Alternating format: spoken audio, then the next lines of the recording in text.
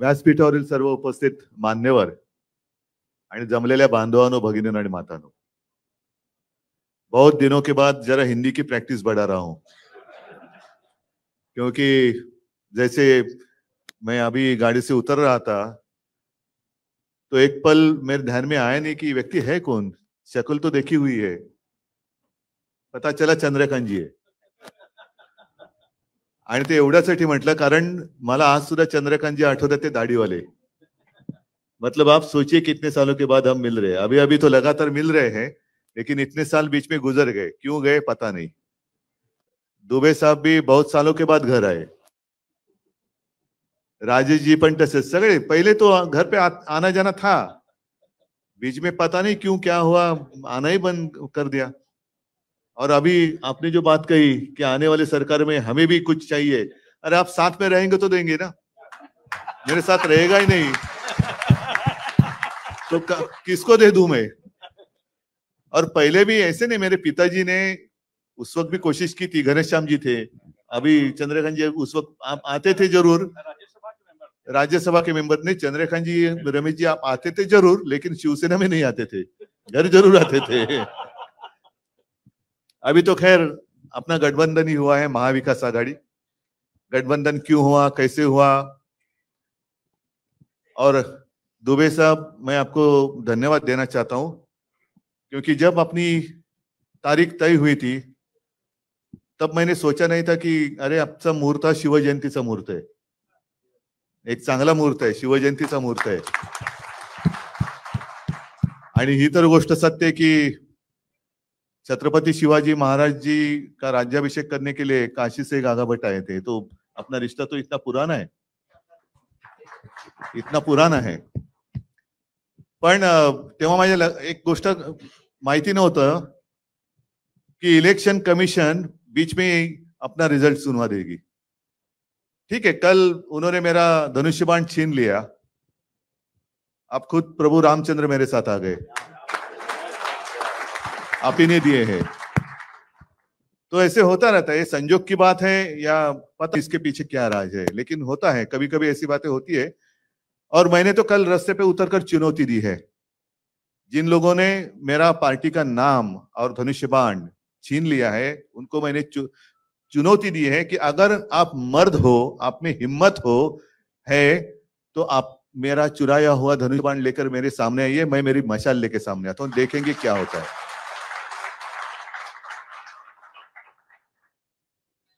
एक बात जरूर कि पिछले 25-30 साल से भी ज्यादा हम और आप एक दूसरे के विरोधी थे, कांग्रेस और राष्ट्रवादी और शिवसेना, उत्तर भारतीय और मराठी नहीं मैं कह रहा हूं, कांग्रेस, राष्ट्रवादी और शिवसेना। तो ऐसी कौन सी बात हो गई कि हम तो हिंदुत्ववादी थे, आज भी मैं कहता हूं मैं हिंदू हूं, मैंने हिंदुत्व कभी छोड़ा नहीं है और ना ही छोड़ूंगा। मैंने तो भाजपा को छोड़ा है, हिंदुत्व को नहीं छोड़ा है। भाजपा मतलब हिंदुत्व नहीं है, और उनका जो हिंदुत्व है वो हमारा हिंदुत्व नहीं है, वो हमें मंजूर नहीं है। मैं खुलेआम कहता हूं, जो मेरे पिताजी ने मुझे सिखाया वो हिंदुत्व ये नहीं है। और मेरे पिताजी की भाषा में कहें तो राष्ट्रीयत्व हेच आमचं हिंदुत्व है, हमारा जो हिंदुत्व है वो देश से जुड़ा हुआ है। लेकिन इनका जो हिंदुत्व है वो कैसे है कि आपस में लड़ाई लड़ाओ, आपस में झगड़ा कराओ, परिवार में झगड़ा लगाओ, पार्टी में झगड़ा चालू करो और सत्ता हासिल करो। कल कोई आया था पूना में, कहते हैं, उन्होंने पूछा क्या कैसे चल रहे महाराष्ट्र में, तो कहा कि आज बड़ा अच्छा दिन है। तो क्यों? तो शिवसेना का नाम और चिन्ह हमने अपने साथ जो गुलाम आए हैं उनको दे दिया।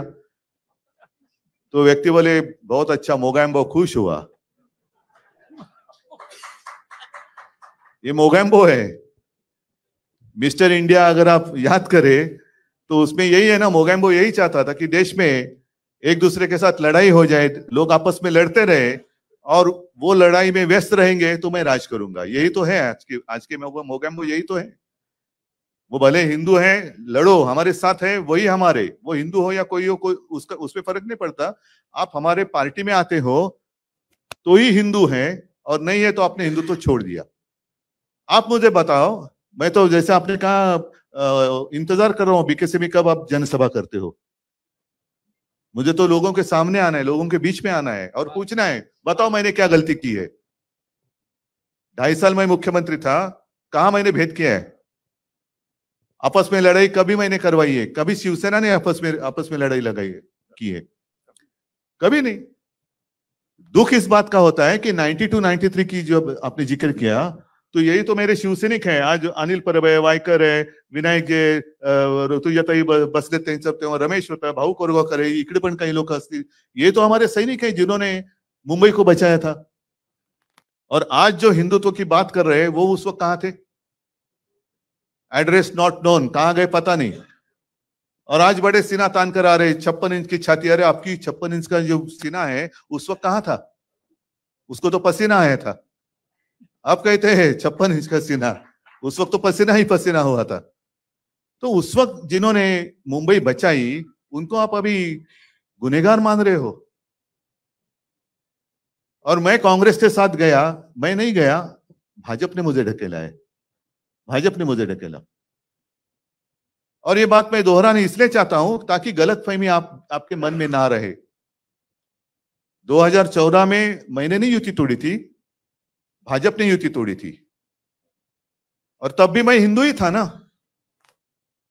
आज भी हिंदू हूं। उस वक्त आपने युति तोड़ी थी, बाद में जब आपको पता चला, जरूरत पड़ी कि अरे शिवसेना तो साथ में लगेगी, क्योंकि उस वक्त लास्ट मोमेंट चंद्रकांत जी, मतलब चुनाव, वो जो नामांकन पत्र दाखिल करने की डेट रहती है उसके एक दिन पहले उन्होंने युति तोड़ी। बड़ी मुश्किल थी क्योंकि 288 जगह पर मैं कैंडिडेट कहां से लाऊं। तो भी हम लड़े, अकेले लड़े तो 63 आए थे हमें। बीजेपी को ऐसे लगा था कि वो अकेले की जोर पर सत्ता संभालेगी, नहीं संभाल सके, हमारी मदद लेनी पड़ी। उसके बाद अमित शाह घर पे आए थे। और ये तो मैंने, जब दसरा की रैली हुई थी अभी की शिवाजी पार्क, तो मैंने मेरे माँ और पिताजी की कसम खाकर शपथ लेकर कहा था कि ये बात सच है। उन्होंने मुझे एक वचन दिया था और वो इसलिए मैंने मांग की थी क्योंकि मैंने मेरे पिताजी को यानी बाला साहब को आखिरी दिनों में वचन दिया था कि मैं एक ना एक दिन आपका शिवसैनिक मुख्यमंत्री करके दिखाऊंगा। वो वचन आज भी मेरा कायम है। तो उस वक्त अमित जी ने कहा ठीक है, और बाद में ठीक है के बाद जो कुछ हुआ आप देख रहे हैं। और उस वक्त अगर मैं आज जैसे हमारे कुछ लोग गले में पट्टा बांधकर गए उनके पास, तो ये तो मेरे पिताजी ने कभी सिखाया नहीं किसी की गुलामी करो। मेरे पिताजी ने सिखाया अन्याय के साथ लड़ाई करो। मैं तो लड़ने वाले पिता का लड़ने वाला पुत्र हूं और कभी झूठ बात नहीं करूंगा। मैं झूठी बातें करना मेरे खून में नहीं है। और इसलिए मैंने कहा कि ऐसी बात है तो मैं छोड़ दूंगा। मैं, अच्छा हम देंगे वही आपको मिनिस्ट्री लेनी पड़ेगी क्या? और उस वक्त तो ये कहा गया था कि आप चुनकर आए हो, ध्यान में रखो मोदी जी का चेहरा आपने इस्तेमाल किया है। उस वक्त तो युति थी, गठबंधन था। हाँ, हमारे पोस्टर पे मोदी जी का चेहरा था, उनके पोस्टर पे हिंदू हृदय सम्राट बाला साहब का चेहरा था। और एक जमाना था ना, कल मैंने कहा कि एक जमाना जरूर था कि मीटिंग में, मोदी जी की मीटिंग में पब्लिक मोदी जी के नकाब मास्क पहनकर आते थे। लेकिन अब दिन बदली हो गए, अब मोदी जी को बाला साहब का नकाब पहनकर महाराष्ट्र में आना पड़ता है। और एक ऐसी गंदी हरकत कर रहे हैं। क्या आपको पसंद है जो भी चल रहा है? आपको पसंद है क्या? ये प्रजातंत्र है? अरे लड़ना है तो मैदान में लड़ो ना। आपको जो कुछ कहना है कहो, हमें जो कुछ कहना है कहेंगे, और जो जनता है वो निर्णय करेगी। वो सबसे ऊपर की अदालत है, बड़ी अदालत है वो जनता, उनको फैसला करने दो। यही तो लोकतंत्र है। लेकिन इनको लोकतंत्र मंजूर नहीं है। सब जो एजेंसीज है वो भेड़ियों की तरह से अपने ऊपर छोड़ते हैं। मैं कुत्ता इसलिए नहीं कहता, कुत्ता मुझे बहुत प्यारा है, कुत्ता ईमानी रहता है, वफादार होता है। भेड़िया का मतलब मानते हो ना, लांडगा, बरोबर ना? जरा हिंदी सीख रहा हूं मैं। लांडग्याला काय म्हणतात हिंदीत, काय म्हणतात बाबा? नाही, लोमडी म्हणजे कोल्हा, सियार म्हणजे पण कोल्हाच होतो, भेड़िया म्हणजे पण थोडक्यात लांडगा कळला ना तुम्हाला? हा, तो शब्द काही असू दे, तो लांडगा हा लांडगाच असतो आणि लबाड असतो। लबाडा लांडगा ढोंग करते। वो पहले छोड़ना है, इनकम टैक्स को छोड़ो, इसको छोड़ो, उसको छोड़ो, सबको डराने के बाद मैं सबके साथ अकेला लड़ रहा हूं। अरे अकेला क्या, आपके भेड़िए तो सब पहले आए आए ना, उनके आधार पर आप लड़ रहे हैं। और एक उम्मीद थी, जरूर थी, एक सपना था, जरूर था, देश को एक मजबूत देश बनाना अपना सपना था। वो आज भी है, क्योंकि जिनको हमने एक सपना देखकर वहां बिठाया वो खुद बलवान हो गए, लेकिन देश कमजोर हो रहा है, देश कमजोर हो रहा है। मेरा कर्तव्य सिर्फ मुंबई बचाना इतना ही नहीं है, मेरा कर्तव्य महाराष्ट्र बचाना इतना ही नहीं है, मेरा कर्तव्य, मेरा मतलब हम सबका देश को बचाना है। और आज अगर हम जागेंगे नहीं, मेरे पिताजी, ये बात तो प्रमोद महाजन जी ने एक मीटिंग में कही थी, भाषण में कही थी। राजेशजी तेव्हा तुम्ही मला वाटतं भाजपात असणार, सोबत होते बरोबर ना? कारण प्रमोदजी घरी यायचे, खूप चर्चा व्हायची, गोपीनाथजी यायचे, तो एक काळ जमाना वेगळा होता, एक खुलापन था। आज सारी चीजें शतरंज का खेल हो गई है। आज कहा अपनापन रहा ही नहीं, जो कुछ करना है वो शतरंज हो गया। आपको ये इतना, लेकिन शतरंज में भी कुछ नियम होते हैं। घोड़ा कैसा चलना चाहिए, हाथी कैसे जाना चाहिए, ऊंट कैसे चलना चाहिए, यहाँ तो कोई भी कैसे भी चलता है। तो प्रमोद जी ने कहा था, और ये सच है, वो जमाना था, वो सब अपने हिंदू लोग बिखरे हुए थे। और तब मेरे पिताजी ने प्रमोद जी को कहा था कि प्रमोद देख, एक ना एक दिन मैं तुझे इस देश का हिंदू बनकर वोट करते हुए दिखाऊंगा। तो प्रमोद जी ने कहा कि बाला साहब कैसे है पॉसिबल, उत्तर भारतीय अलग है, मराठी अलग है, दक्षिण भारत के अलग है, बीच में पंजाबी है, बंगाली है, तो ले देख तू क्या होता है कि नहीं देख। वो दिन तो आ गया, हिंदू हिंदू बनकर वोट करने लगे। अभी हिंदू उठ गए, जाग गए। अभी जागा हुआ हिंदू खतरा भी हो सकता है, तो उनके आंखों में धूल फेकी जा रही है। तुम्ही उठलात, हिंदू उठले जरूर, पण उठल्यानंतर जागे झालेला हिंदू ह्याला जर का सगळं दिसायला लागलं तर पंचायत होणार। म्हणून मग जो नींद से जाग गए हैं उनके आंखों में धूल फेंकने का काम चल रहा है। वो कुठला तरी एखादा मुद्दा असा फेकायचा, फिर वो जैसे चुनाव आते हिजाब का मुद्दा आया था, अब कहाँ गया हिजाब का मुद्दा? हाँ, फिर जैसे कुछ आता है तो गौवंश हत्या बंदी का मुद्दा निकालेंगे, कुछ आएगा तो मतलब हिंदुओं को ऐसे महसूस होना चाहिए कि अरे क्या हो रहा है। बीच में तो और एक मजेदार बात हुई, मुंबई में एक मोर्चा निकला था, हिंदू जन आक्रोश, हिंदू आक्रोश मोर्चा, याद है, देखा अपने न्यूज में देखा? हाँ, हिंदू आक्रोश। क्यों हिंदुओं को आक्रोश करना पड़ रहा है?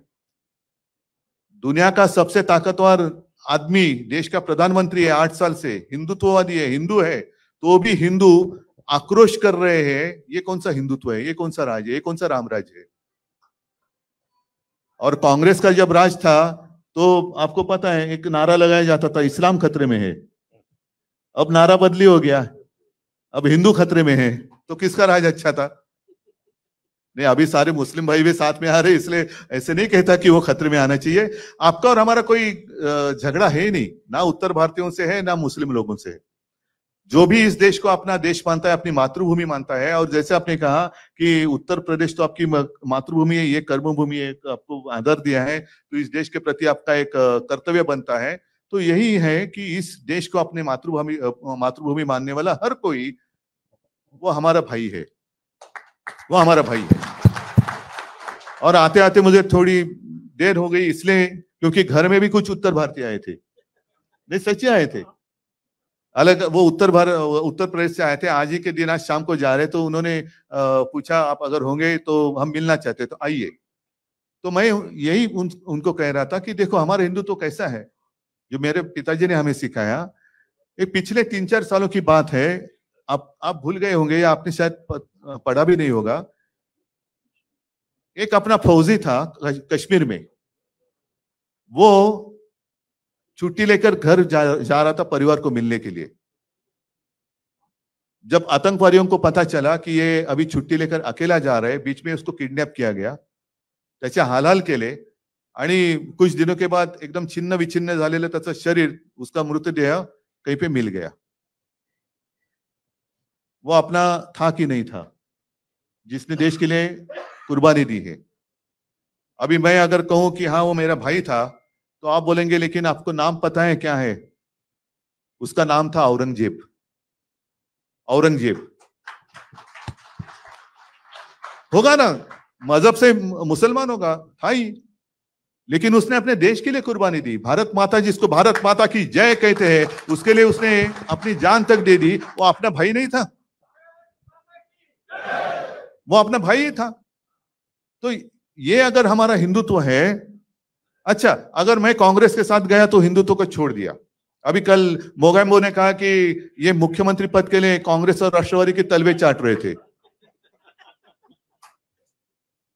तो अभी उन्होंने जो किया है, कौन किसका क्या कौन सा हिस्सा चाट रहे पता नहीं।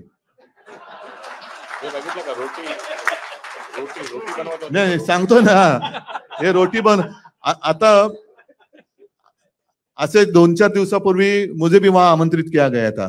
सैयदना साहब ने बुलाया था, मैं गया। लेकिन मैं गया, मैंने वहां चपाती नहीं लटली, क्योंकि जो रिश्ता होता है ना, उसको दिखावे की जरूरत नहीं होती। जब कोई रिश्ता नहीं होता है तो ऐसे नौटंकी की जरूरत पड़ती है कि जाकर रोटी कणिक मळा, चपात्या लाटा, झाड़ू मारा। और जब दिल से रिश्ता होता है ना, तो बात सीधी दिल से दिल की होती है। नौटंकी की बात करने की, नौटंकी करने की आवश्यकता नहीं होती। मैंने जाकर वहां, उन्होंने मुझे प्रेम से बुलाया, मैं गया। क्योंकि जब बड़े सैयदना साहब थे तो मुझे याद है, मैं छोटा था तो वो भी मेरे पिताजी को मिलने के लिए घर पे आए थे। तो इतने पुराने हमारे संबंध है, कोई आवश्यकता नहीं है नाटक करने के लिए। लेकिन उन्होंने कुछ भी किया। मैं कांग्रेस के साथ गया तो हिंदुत्व छोड़ दिया। अरे भाई, आप मुफ्ती मोहम्मद के साथ बैठे थे, उस वक्त आपने क्या छोड़ा था? कभी कांग्रेस ने आतंकवादियों को शहीद मानने के लिए तो ये नहीं रखी थी ना शर्त कि ये जो है काय अफजल गुरु, त्याला तो शहीदाचा दर्जा द्या म्हणून ते मुफ्ती मोहम्मद आणि महबूबा मुफ्ती सांगत होते। उनके साथ आपने सत्ता के लिए उस वक्त क्या किया था आपने? मैं नहीं पूछना चाहता, लेकिन क्या तब भी आप हिंदू थे ना? कि उस वक्त के लिए टाइम प्लीज ली थी, जैसे बच्चे लेते टाइम प्लीज, हम हिंदुत्व छोड़ रहे हैं, हम हिंदुत्व पकड़ रहे हैं। ये क्या नौटंकी चल रही है? कब तक लोगों को उल्लू बनाएंगे? और कल की जो बात हुई है, सरासर अन्याय है। आप मुझे बताइए, मेरे पार्टी में कुछ लोग वहां चले गए, जाने दो, जिसकी मर्जी जाना चाहे जाए, लेकिन वो दूसरी पार्टी में जाने चाहिए। आपने जो बात कही, और इसलिए मैंने कहा ना कि अरे भाई, मेरे ही लोग मुझे घर से बाहर निकल रहे, क्योंकि वो घर पे ही कब्जा करना चाहते हैं। ये घर ही मेरा है, मेरे पिताजी ने उनको सहारा दिया था। ये जो सारे शिवसैनिक बैठे हैं, आज भी लाखों शिवसैनिक है, उन्होंने पसीना और खून बहाकर इनको बड़ा किया। अब वो मालिक बनने जा रहे। और हमारी संस्था भी ऐसी है कि उनको, चोर को मालिक बना दिया घर का। ये कौन सा देश है? घर में, देश में चल रहा है क्या है? लेकिन आज के दिन पूरे देश में जितने सारे राजनीतिक पार्टियां हैं, उनकी आंखें खुलनी चाहिए। आज हम पे बीती है, कल आप पे बीत सकती है, कल आप पे बीत सकती है। जिस तरीके से उन्होंने शिवसेना के साथ शुरू किया है, करते जा रहे हैं, क्या बिगाड़ा है हमने? आपको मेरे पिताजी का चेहरा चाहिए, लेकिन पिताजी का बेटा नहीं चाहिए, जो आपके साथ था, आपको साथ आने के लिए, आगे चलने के लिए तैयार था। और सिर्फ मैंने मेरे पिताजी को, जिसको आप आपका नेता मान रहे हैं, उसी को मैंने वचन दिया था कि मैं शिवसैनिक को मुख्यमंत्री करूंगा। वो वचन निभाने वाला अगर धोखा देता है तो उसके साथ मुझे कैसे बर्ताव करना चाहिए? जिसने हमें धोखा दिया, बाला साहब की शिवसेना को धोखा दिया, उसके तलवे चाटने वाले आपको चलते हैं। मग माझं काय चुकलं होतं? मैं यही तो मांग रहा था। अगर जो बात मैंने उनके सामने रखी थी, चलो 2.5 साल तो मैं मुख्यमंत्री था, हालांकि मैं मुख्यमंत्री बनना नहीं चाहता था, मेरा सपना नहीं था। लेकिन पवार साहब थे, कांग्रेस के अन्य ज्येष्ठ नेता थे, उन्होंने कहा कि उद्धव जी, आपको ही करना पड़ेगा, ये स्वीकार करना होगा, अन्यथा ये सरकार बन नहीं सकती। तो मुझे कोई अनुभव नहीं था, मैं बन गया। अगर मेरे साथ जो उन्होंने कमिटमेंट की थी 2.5 साल की, वो अगर निभाते तो अब पहले 2.5 साल या बाद में 2.5 साल, या तो उनका या तो शिवसेना का मुख्यमंत्री होकर चला गया होता, और आज ऑफिशियली उनका मुख्यमंत्री शायद होता, या पहले हो जाता था। क्या फर्क पड़ता था? दिन तो उड़ जाते हैं। लेकिन कभी कभी ऐसे लगता है कि जो भी कुछ होता है अच्छे के लिए होता है। जो कल भी चुनाव आयोग ने फैसला दिया, अच्छे के लिए हो रहा है, क्योंकि लोगों के दिल में आग लगी है। अभी आग लगी कि ये कैसा अन्याय है। नाम ठीक है, मेरे पार्टी को 2 नाम दिए गए, 2 गुट उन्होंने मान लिए। कभी आज तक ऐसे हुआ नहीं है। जब भी किसी पार्टी में विवाद हुआ, कांग्रेस में भी हुआ था इंदिरा जी के समय पर, तो गाय वासरू, पहले बैल जोड़ी था, पण गाय वासरू नका विसरू, बैल जोड़ी था फिर गाय वासरू आ गया। पण तो गाय वासरू क्या है, क्यों बैल जोड़ी क्या है, जो आज तक फ्रीज किया गया है, किसी को दिया नहीं गया।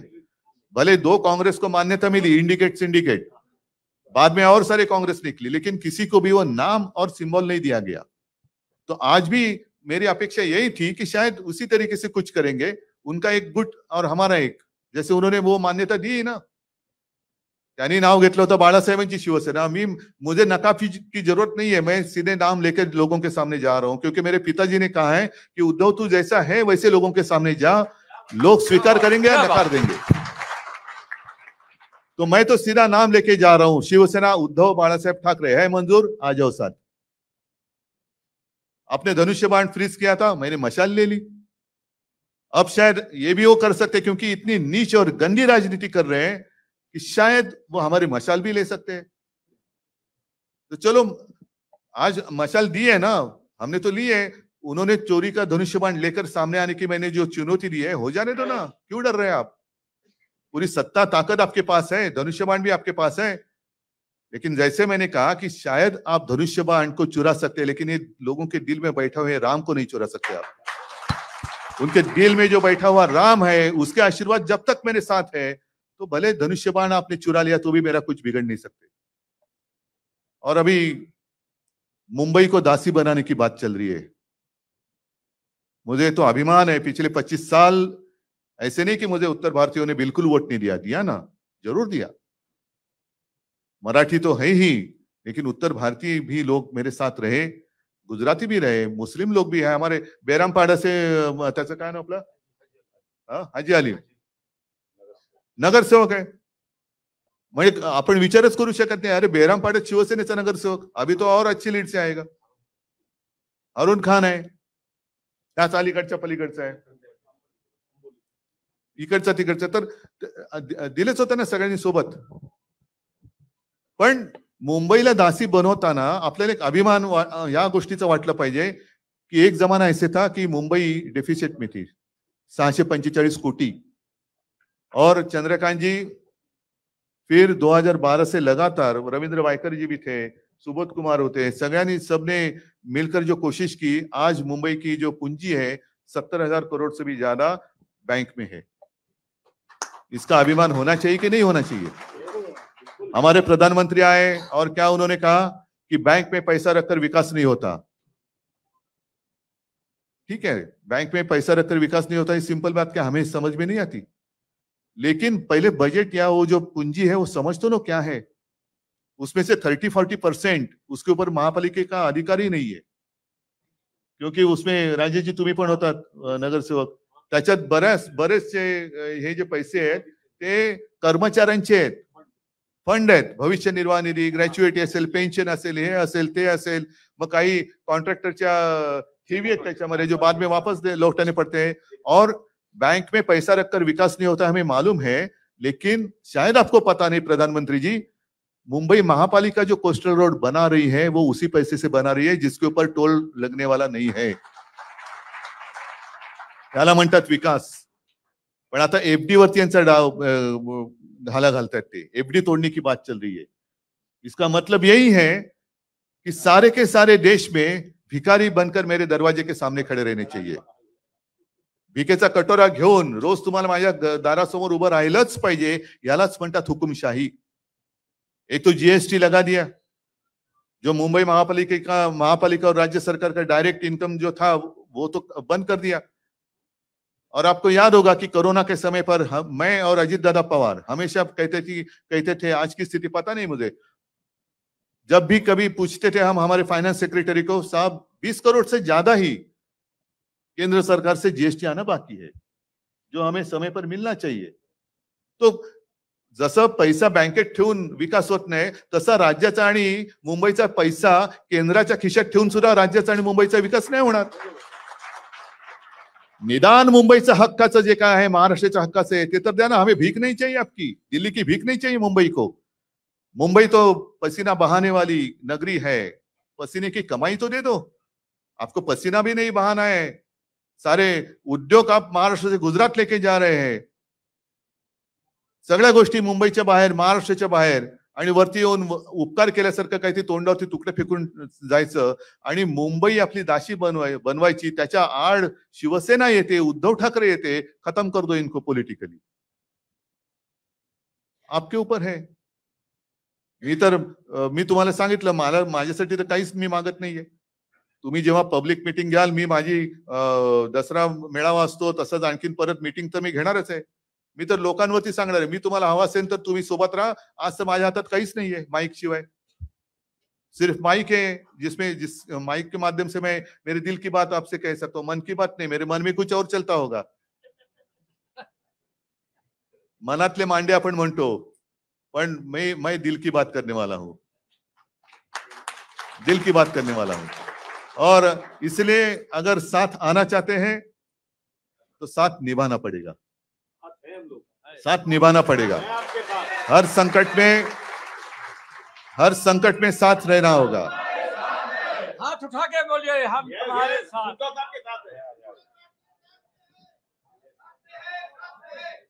नहीं, और इसलिए आपने जो कोरोना की बात सच है. थोड़ी सी वो एक याद कोविड की बात करूं. अभी शायद कितने तारीख को लॉकडाउन हुआ था? 23 या 24? 22. उसके शायद उसके एक वीक पहले से मैं चीफ मिनिस्टर था. मैंने ऐसे ऐसे कुछ चीजें बंद करना शुरुआत की थी. कुछ चीजें मतलब पब्लिक प्लेसेस, मॉल बंद करो, नाट्यगृह बंद करा, सिनेमा हॉल बंद करा, रेस्टोरेंट. लोगों को एक आदत होनी चाहिए, एकदम झटका नहीं लगना चाहिए.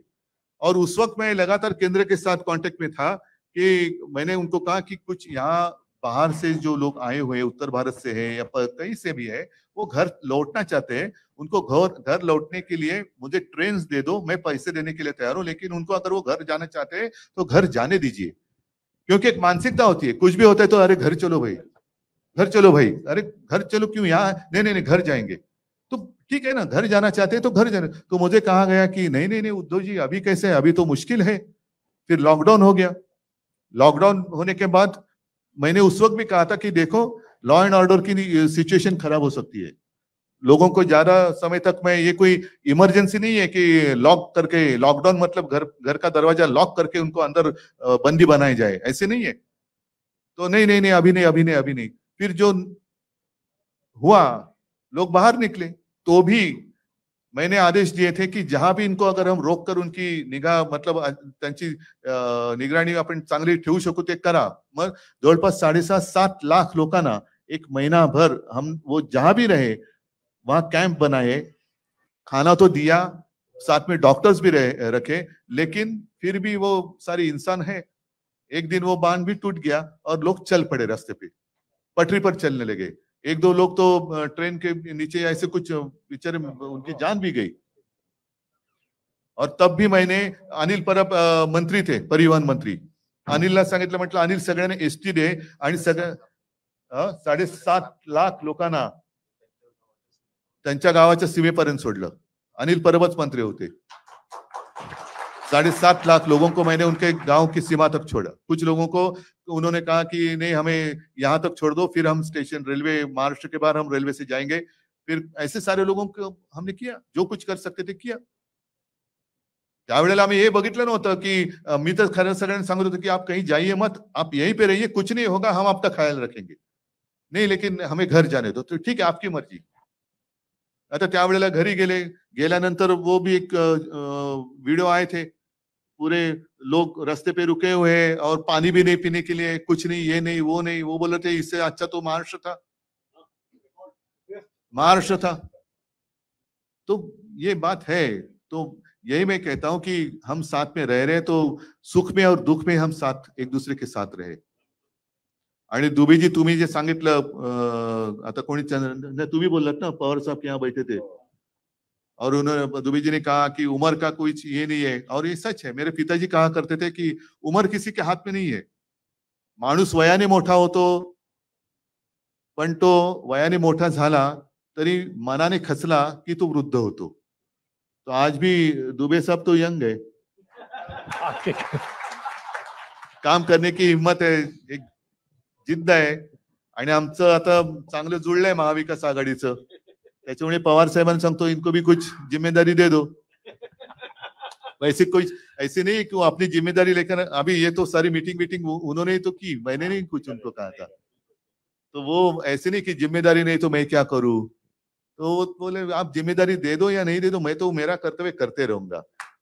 तो ऐसे लोग साथ में आएंगे. और इसलिए मैंने कहा ना, तो सिर्फ शिवसेना की लड़ाई नहीं है, हर एक भारतीय नागरिक की लढाई आहे. इस देश में प्रजातंत्र लोकशाही जिवंत राहणार की नाही हे आता ठरवण्याची वेळ आलेली आहे. आणि त्याच्यासाठी हम सब एक साथ मिलकर आगे जाएंगे. तो किसकी हिम्मत है अपने देश को गुलाम बनाने की. मैं मेरे देश को, मेरी भारत माता को किसका गुलाम नहीं होने दूंगा. बस यही शपथ ले लो और आगे चलो. एक ही शपथ ले लो. तो मैं मानता हूं कि अभी पिछले रविवार भी मैं आया था आपके यहाँ, गोरेगांव में आया था. आज यहाँ पता नहीं अगला रविवार कहाँ है या कहाँ है, लेकिन ये तो अभी ये शुरुआत तो हुई है. उसको आगे हम और लेके जाएंगे. अभी ठाणा में अभी मतलब आगे ठाणा में जाना. हाँ, ठाणा और मुंबई. तुम्ही जिकडे म्हणाल तिकडे मी येतो. भाई अंदर अरे तू, मी असं पण पहिले भाई अंदर आ जा. तर हे आपलं एक नातं आहे. आणि मला खरंच आनंद आहे की इकडे मी एक हिंदी बोलायची प्रॅक्टिस थोडीशी वाढवतोय. पण मला असं मी जर जेव्हा म्हणतो की तुमच्यापैकी काही जण अतिशय शुद्ध मराठी बोलतात. आता एवढं सगळेजण आपण मिळून मिसळून गेल्यानंतर, एवढे आपण एकत्र आल्यानंतर मग निवडणुकीत वेगळं का राहायचं. इलेक्शन में, चुनाव के दरमियान आप उत्तर भारतीय होते हैं, मैं महाराष्ट्रीयन मराठी होता हूं. क्यों? आता सगळे आपण आहोत ना. जसं मी हिंदुत्वाची हे सांगितली तुम्हाला काय आहे, भाषा सांगितली, आणखीन सगळ्या गोष्टी सांगितल्या. तर आपण आता काल अमित शाह आए थे, उन्होंने कहा कि दूध का दूध पानी का पानी हो गया. अब तक तो सुप्रीम कोर्ट का फैसला बाकी है. और दूध का दूध पानी का पानी हुआ नहीं है. आपने तो दूध में नमक डाला है. आपने दूध में नमक डाला है, उसको अभी हमें सुधारना है. आता त्या दुधामध्ये साखर टाकायला तुमची साथ मला पाहिजे. आणि एकदा का आपली एकजूट झाली की मग ती अशी मजबूत असेल की ती कोणी किती तुडू म्हटली तरी तुटायची नाही. आता गलतफहमी होऊ देऊ नका. कधी काय असलं तर आपण संपर्कात आहोत. अनिल परब तुमच्या संपर्कात आहेत, वायकर आहेत, सगळेच आहेत, ऋतुजाताई आहेत, राऊत, सगळेच आहेत. तर आता एक दुसऱ्याबरोबर आपण संपर्क ठेवूया. आणि कुठेही जरा असं काय वाटलं की खुटकन काही होतंय, त्याचं लगेच स्पष्टीकरण देऊन टाकू. ठीक आहे. तर आता याच्या पुढे सगळे सोबत राहाल अशी आशा नाही, खात्री बाळगतो आणि तूर्त आपली रजा घेतो. जय हिंद, जय महाराष्ट्र.